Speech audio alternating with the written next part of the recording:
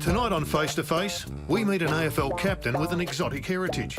For many years now, he has worked at his game out of the AFL spotlight. But after a best and fairest and an All-Australian in 2021, he has finally been widely recognised as one of the game's outstanding midfielders.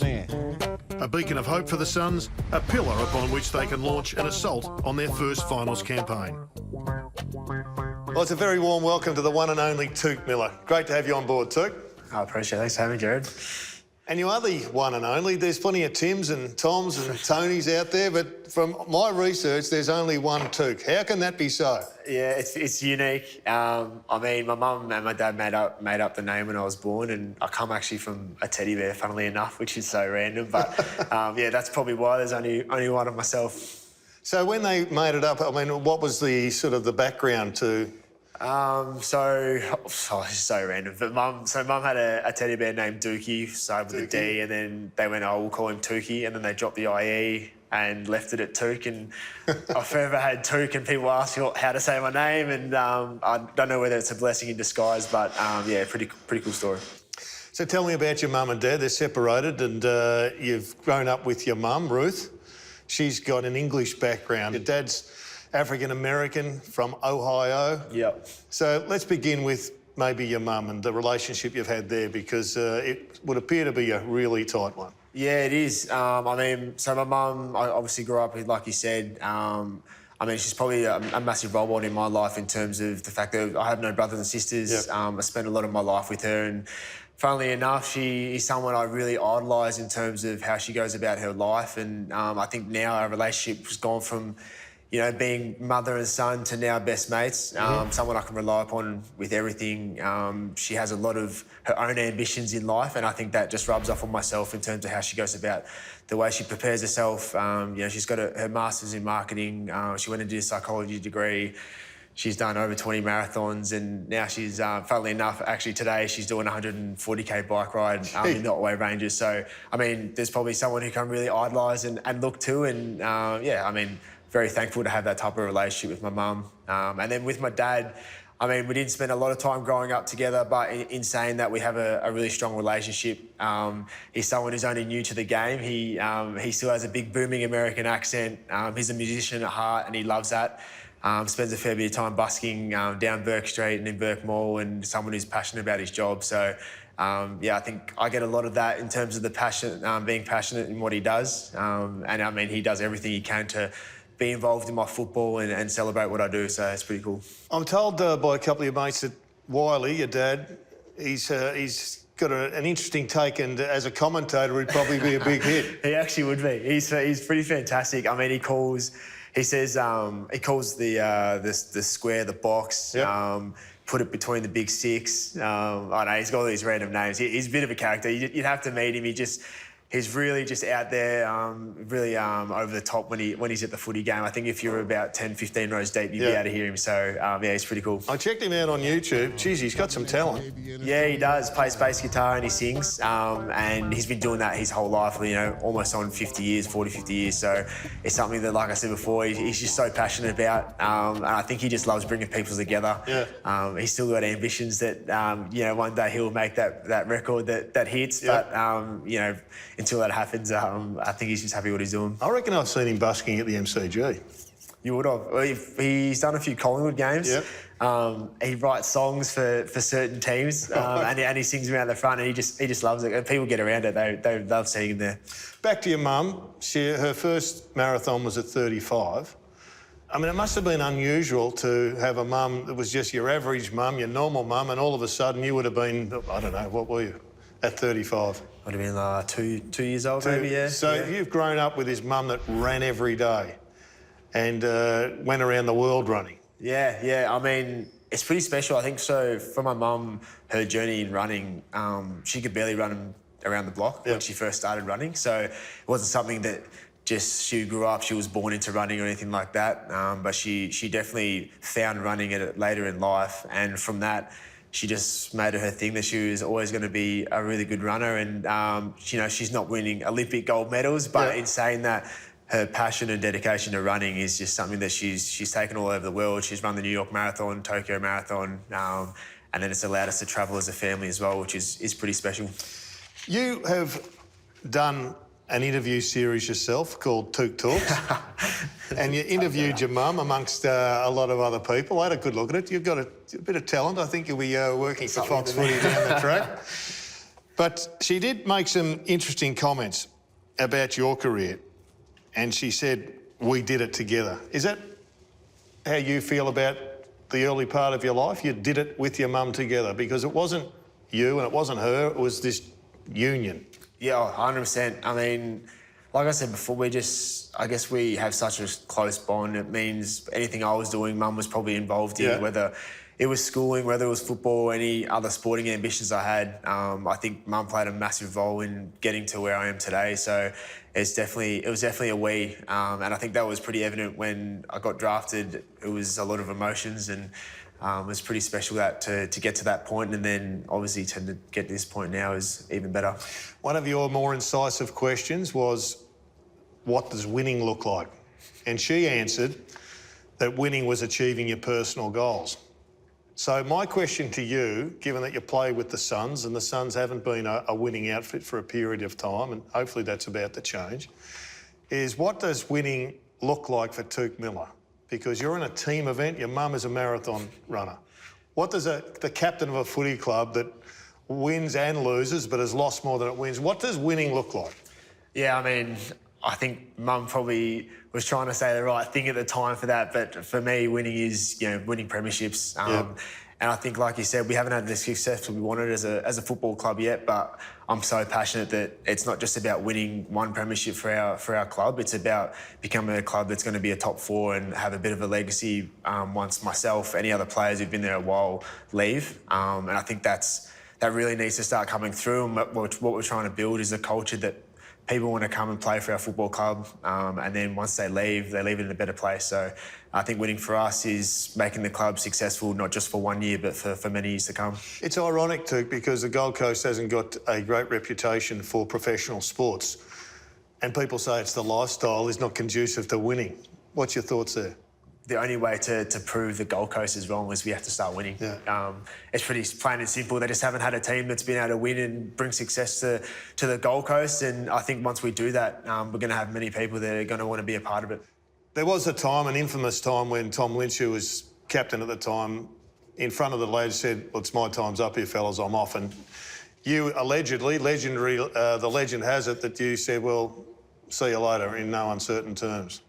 Yeah, I mean, it's probably, to paint the picture, it wasn't a great time for the Gold Coast, and we were suffering a bit of hardship. And I think, from my point of view, I felt that, Tommy's gone on to do some other things and win premierships at a team with Richmond that, does hurt a bit. But in saying that, I still stand by that, he obviously didn't want to be with the Gold Coast. Yep. And I think for us that we needed players and we needed people that wanted to stick fat with the Gold Coast and see it out. And I just feel like at the time that was the necessary thing to say and do. And I think we're in a really good position now. And, not to say take anything away from Tommy, he did a lot of great things for our football club. It was just probably the timing of when all that happened and made it a lot harder for the club. But we're probably better for it in terms of what we're doing now. And I think it painted a bit of a picture for where we want to go. Did your perspective change, though, when he did win the flags? Because I thought after 7 or 8 years, he'd paid a lot of dues there and he took the opportunity. Yeah, he did. And like I said, I take nothing away from Tommy. He obviously was seeking success and, we probably weren't in the spot that we needed to be and where he was going to get that straight away. So both for him and for Stephen May, I guess, as well, now that they've gone on to win premierships and got the success they wanted. But I guess for blokes like myself, Dave Swallow, Jared Witts, Rory Thompson, blokes who have actually been there for quite some time now, really want to see success for this club. And, I think it probably tastes a little bit sweeter. So when you did the Touk Talks, who was the best interview outside your mum? Actually, Isaac Rankin. He played the guitar because he's got to be he's a really good musician. So he did a bit of singing, played the guitar. I think that really made the podcast, to be honest with you, or made the clip. So it was nice. Are you looking forward to him blossoming as a player? Because we know what his upside is. He's had some issues, but if you're going to gravitate to or graduate to a final side, Isaac needs to graduate to become the A-grader we think he can be. Yeah, definitely. I mean, there's probably quite a few players on our list that come under a fair bit of scrutiny in terms of how they're playing, but I also believe that, you know, they've all probably played under 50 games. Yep. And in saying that, they've got so much footy and so much growth still to go. And, you know, Isaac's one of them, and he knows that. He knows what he's capable of as a footballer. But like you said, those are the types of players, when it does turn, you know, we want to go from being in that bottom 8 into the top 8 and then into a top 4 team. You need weight of numbers, and those are the types of players that are going to be game changers for us, and we have full confidence that that's what we're going to get. And if you had your choice, an open slather list, who would you like to interview? That's a good question. I think if I was to interview anyone, I wouldn't mind interviewing Patrick Cripps, because he's had a bit of a journey the last few years, especially. Like, I feel like he's had a lot on his shoulders, but then to be playing the football he's playing now, be really interesting to see how he's kind of transitioned into that. So you're now the captain of the footy club, along with Jared Witts. Clearly, you're a driven person. I mean, that just comes through. Everything I read about you, you're driven, you're meticulous. But not everybody is like that.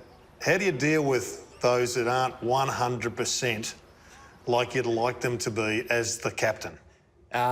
Look, Gerard, I'll be honest, I'm still learning. Yeah. I don't have the exact answer for you right this very second, but it is something that over the years of being in leadership that I'm starting to learn more and more on how to harness the best way to deal with players that, you know, footy's not their main priority sometimes. Yeah. And that's okay. But how can you get them to then, when it comes game day or when it comes training or when you need them for 2 hours, that they deliver on what you need them to deliver on? So, you know, it's a forever ending process on how we're both trying to do it between myself and Witsy in the leadership group. But I think if you can find something that a player plays footy for, you know, whether that's money, whether that's for their family, whether it's for any other reason, if you can harness that and really put it to them, I think you get the results that you want. So, like I said, it's not an easy process, but I've definitely started to figure out that if you can find what makes someone tick in football, it can make a big difference in how you get them out in the field. See ya. Yep, West Side, hold it down. Some people see travelling as a negative for AFL footballers. I used to love it, I must admit. I used to think it was fantastic. How do you deal with it? Oh, I'm the same as you. I absolutely love it. It's a chance. You get to go away with the boys, you get the plane trip, you get the hotel. We get to go down train, which we're about to do. Yeah, I think it's a really special time. Things that you remember the most, I think, is when you travel. So you're off shortly to go and have a captain's run. What's a captain's run, mate? Is it just a walk and a stroll, or do you actually achieve anything? It's not. I don't even think it's a captain's run these days. They just call it that. But it is. Yeah, we literally kick the footy around. We're a little bit of a stride, bit of a stretch, but it's nothing too intense. You've got 2 captains. What do you see as your role in the captain's run? Are you part of the psychological, motivational team, or are you just out there producing your best as a follow-me skipper? Yeah, probably more the follow me, lead by action. Yep. I mean, yeah, especially in that captain's run as well. It's just it's a matter of you doing, people will follow. Does anybody get too carried away in the captain's run? They're just desperate to get a few more touches? No, definitely not. They're so low key. I'm sure you get to see it, but it's the captain's run. You probably run no more than 1 kilometre out there, and there's no hard hits or anything like that. So it's just a way to get the body going off the plane. So you had a choice as a kid to play cricket. You played for the Victorian under-15s, and a year later you played for North Melbourne District Seniors. Yep. That's a pretty awesome and challenging career choice to make, because at that stage you're thinking Victorian Seniors, you're thinking the baggy green cap, and you're thinking AFL footy. So when you had to sit down and make the call, what swung it towards AFL footy? I always say that if you spend 80 overs in the field, keeping, it'll change your mind. I guarantee it. So you're a keeper? Yeah, I was a keeper, and I could bat, but keeping, and I was a keeper batter, I would have said. But I just felt that, yeah, the long days in the field, they got to a point where 2 hours of footy where you just go flat stick was the way to go. So you made footy your lifelong calling. You played for Maribyrnong, and you've clearly got great memories of the boys back at Maribyrnong, and I'm sure they're very proud of you. You graduated to St Kevin's, got a scholarship there, and the Calder Cannons. What's your sort of memories about your childhood days graduating into an elite program?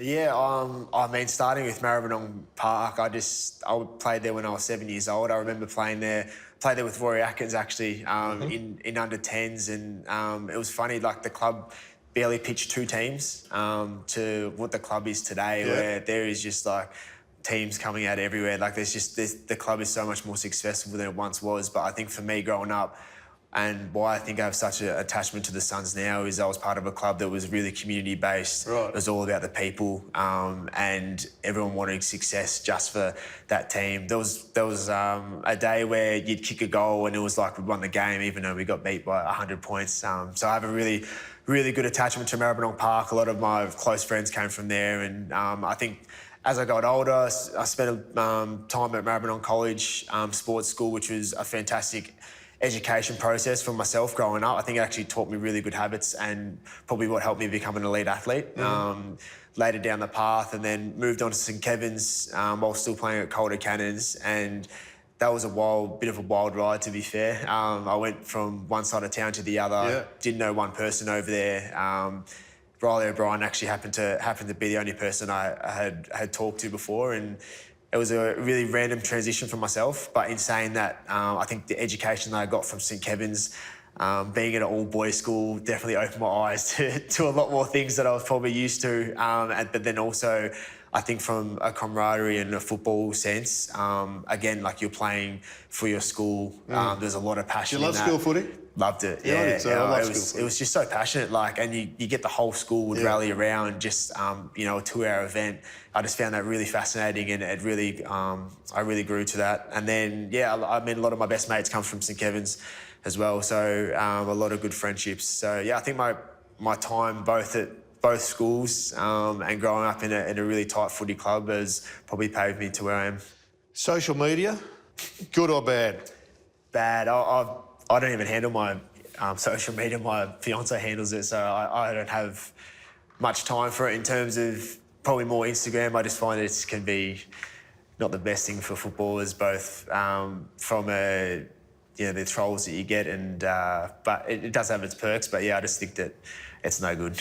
Well, you've introduced your fiancée. Tell us about Maddie, and when did you meet? When did you get engaged? Yeah, actually, funnily enough, I'm going to shoot myself on the footy, but we met on Tinder, so actually, mates. But that was 6 years ago now, and Maddie's from Tassie.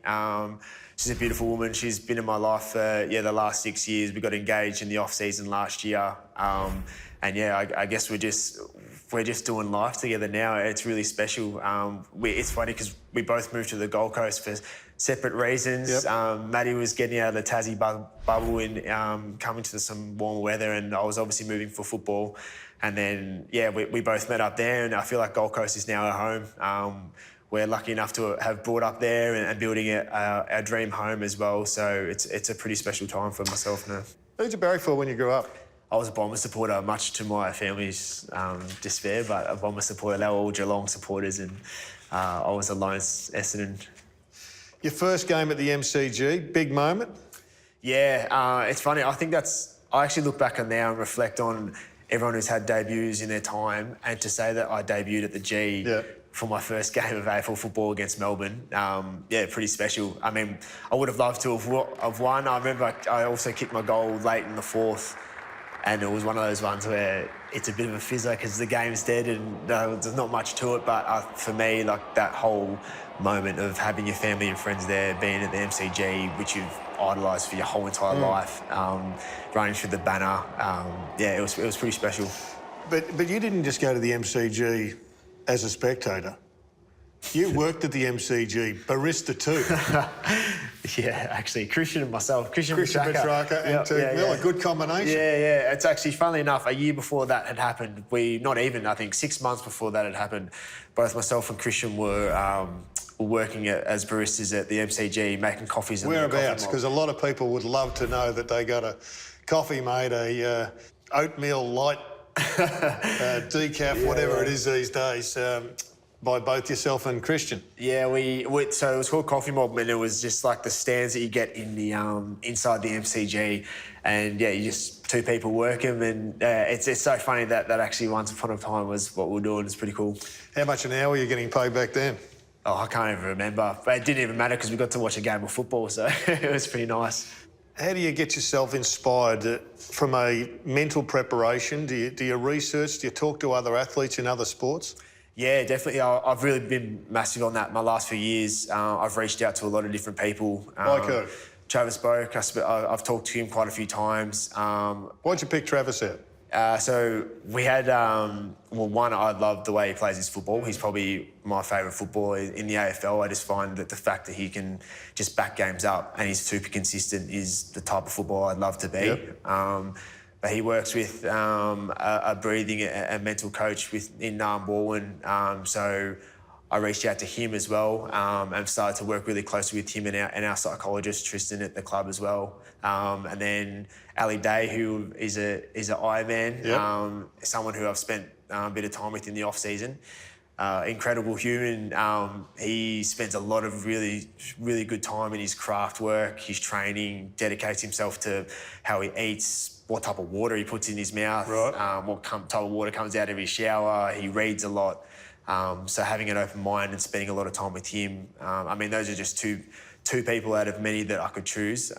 But I think the constant between them is they're really consistent, they're really dedicated, and they definitely don't slide when things get hard. So, Have you adopted any of his practices? Do you shower in different water? No, I don't shower in different water, but I did go and get the water that he invests in. It sounds ridiculous, but when you want to be at the top, you got to look for 1 to 5% better every day. I think you're going to come out on top. So, and those are the types of blokes that do that, and I think that's what spurs me on to then be a better footballer.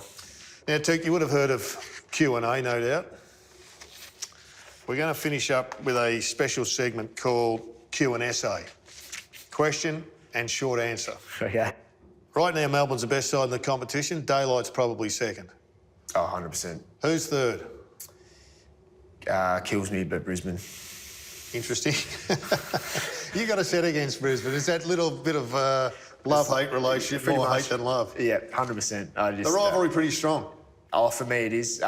Whether it's adopted to the other boys yet, I don't know, but I find that very strong. Which player would you like to recruit to help you win the flag? Your weaknesses, consider your club's weaknesses and your club's strengths, or you just pick the player you want? Geez, that's a great... This sounds ridiculous, but I don't believe that we need anyone. If you're having an open slather and you could grab anyone, I'd probably grab like a Howe or something like that. Intercept defender? Yeah, something like that. Someone to go back and help Collins and Ballard, or even like a McGovern as well. I think that would be pretty handy. You raised Sam Collins. I was going to ask you about it. I might as well, even though we're in a different segment. The vision of him punching the pillar after the game when he had a blue with one of the forwards, it was interesting. It was in some ways inspiring. It was in some ways frustrating to watch it because he was so frustrated. How did you view it? Yeah, I'm pretty sure it was against Tom Lynch, if I'm not mistaken. It was against Tom Lynch, it was, spot on. Interestingly enough. If you know Sam Collins, you know that he can go red pretty quick. Yeah.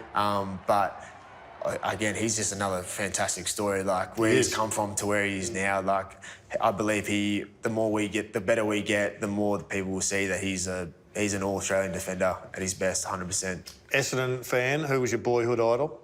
Matty Lloyd. Would you strike over a pay deal? No, I wouldn't, no. You worried about concussion? Yes, long term. What's the best thing about AFL footy? The fans and the community involvement. Will you run marathons like Ruth when you retire? Well, hopefully if I've got good knees back then, I will, yeah. But maybe I might go to triathlons or something like that. Touk, the best and fairest medal is yet to have a name for the Gold Coast. I hope one day yours is on it. Good luck. Thanks, Gerard. Thanks for having me. This has been a Fox Sports production.